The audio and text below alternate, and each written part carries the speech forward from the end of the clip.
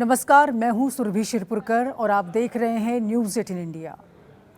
देश की राजनीति में एक ऐसा नाम जिसे कभी आम आदमी पार्टी का सबसे चमकदार युवा चेहरा माना जाता था, आज वही नेता अचानक सुर्खियों में है।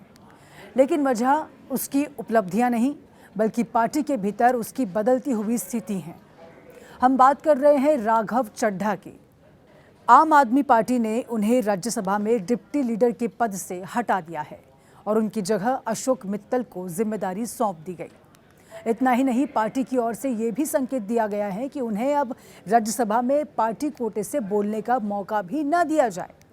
अब ये सिर्फ एक पद से हटाना नहीं है, बल्कि इसे एक तरह की राजनीतिक साइडलाइनिंग के रूप में देखा जा रहा है, जिसने कई बड़े सवाल खड़े कर दिए हैं।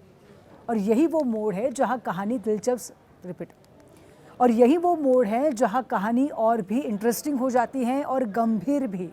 आधिकारिक तौर पर पार्टी ने इस फैसले की कोई स्पष्ट वजह नहीं बताई, लेकिन अंदर खाने की खबरें कुछ और ही संकेत देती हैं। कहा यह जाता है कि पिछले कुछ समय में राघव चड्ढा पार्टी के बड़े मुद्दों पर उतने सक्रिय नहीं दिख रहे थे। कई अहम बैठकों से दूरी बनाए हुए थे और उनकी राजनीतिक भूमिका पहले जैसी आक्रामक नहीं रह गई। और ऐसे में ये फैसला क्या सिर्फ संगठनात्मक बदलाव है या फिर पार्टी के भीतर किसी बड़े समीकरण का हिस्सा, यह अभी साफ नहीं। लेकिन संकेत बेहद मजबूत हैं कि सब कुछ सामान्य नहीं है। अब अगर राघव चड्ढा की पूरी यात्रा को समझे तो ये कहानी किसी फिल्म स्क्रिप्ट से कम नहीं लगेगी। 1988 में दिल्ली में जन्मे राघव चड्ढा ने अपनी पढ़ाई दिल्ली विश्वविद्यालय से की और फिर एक चार्टर्ड अकाउंटेंट के रूप में करियर शुरू किया। उन्होंने कई बड़े कंपनियों में भी काम किया है, यानी राजनीति में आने से पहले उनकी पहचान एक सफल कॉरपोरेट प्रोफेशनल की थी। लेकिन 2012 के भ्रष्टाचार विरोधी आंदोलन ने उनकी जिंदगी की दिशा ही बदल दी।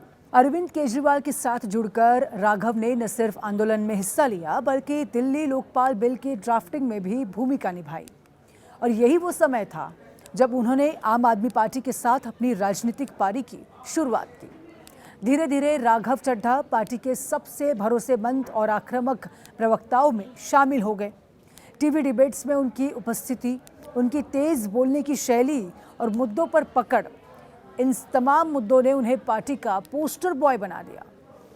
उन्हें आम आदमी पार्टी का नेशनल ट्रेजरर बनाया गया और युवा चेहरे के रूप में उनकी पहचान मजबूत होती चली गई। 2020 में उन्होंने दिल्ली के राजेंद्र नगर से चुनाव जीतकर विधायक बने और उसके बाद दिल्ली जल बोर्ड के उपाध्यक्ष भी बन गए। उनका राजनीतिक ग्राफ तेजी से ऊपर जा रहा था और 2022 में उन्हें राज्यसभा भेजा गया, जहां वो सबसे युवा सांसदों में शामिल हो गए। संसद में भी उनकी सक्रियता लगातार बनी रही।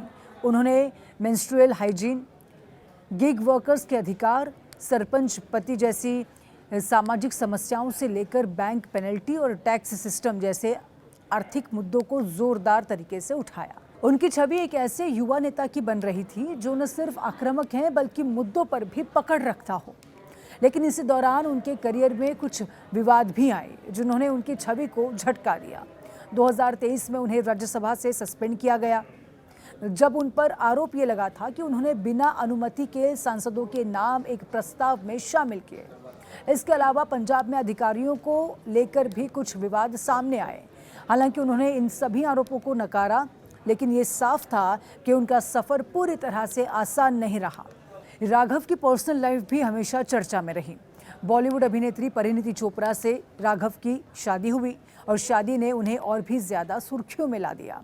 उनकी इमेज एक युवा, मॉडर्न और फैमिली मैन नेता की बन गई, जो राजनीति और निजी जीवन दोनों में संतुलन बनाकर चल रहा है।